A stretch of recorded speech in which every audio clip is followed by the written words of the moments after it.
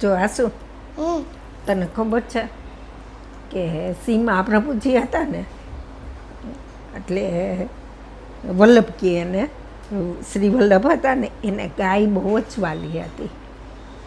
તો એના પિતાશ્રી હતા ને લક્ષ્મણ ભટ્ટ, એને એના સેવકે એક ગાય આપી હતી. એનું નામ શું હતું? પ્રયોદા. હા, એનું નામ પ્રયોદા હતું. પછી મહાપ્રભુજી એક વખત બહાર ગયા હતા, તો પ્રયોદા મરી ગઈ. મહાપ્રભુજીને તો ગાય બહુ વાલી, તો બહારથી આવ્યા એટલે બધાય બાજુમાં ગાયની ઊભા હતા અને બધાય રોતા હતા અને એવું કરતા હતા. તો મહાપ્રભુજીએ કીધું કે શું થયું? તો કે આપણી પ્રયોદા મરી ગઈ. તો કે પ્રયોદા? તો કે હા. તો મહાપ્રભુજી બાજુમાં જઈ અને કે પ્રયોદા ઉઠ. તો ઊભી થઈ ગઈ.